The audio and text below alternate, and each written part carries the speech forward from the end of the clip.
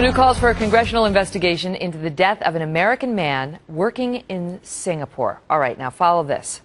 This American, Shane Todd, was found dead, hanging in his home overseas last June. Officials in Singapore called it a suicide and produced a note that had been written on a computer. His family says this was murder.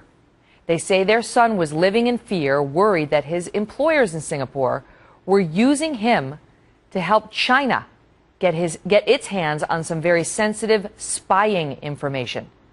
Trace Gallagher has the story live from L.A. Trace? And there really are, Megan, so many pieces of this puzzle missing. Shane Todd, without question, was brilliant, athletic, a devout Christian. He was in Singapore working for a Singaporean government company, and his project included something called gallium nitrate. It means nothing to you and me, but apparently it's better and more powerful than silicon, leading to better cell phones, computers, but also better military technology, high-powered radar, electronic warfare, even weapons. Shane Todd found out that the Singapore company he was working with was also working with the Chinese telecom giant that the U.S. House Intelligence Committee had accused of spying. He became uncomfortable, felt he was in danger, even told his parents what to do if he turned up missing. Listen.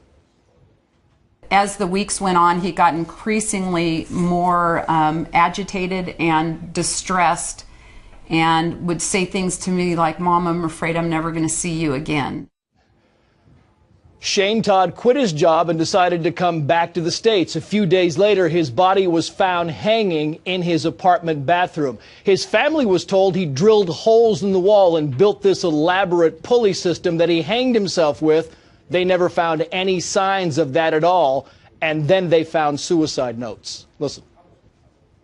I handed the letter back and I said, "My son might have killed himself, but he didn't write this note."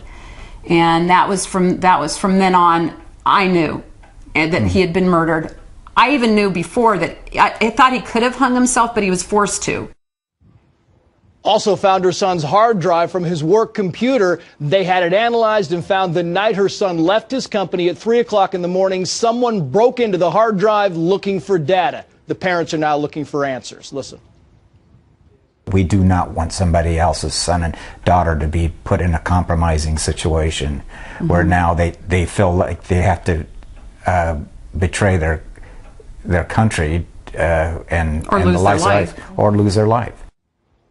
The Todds are now meeting with senators in Montana and D.C. to get this investigation rolling, Megan. Unbelievable story. Trace, thank you.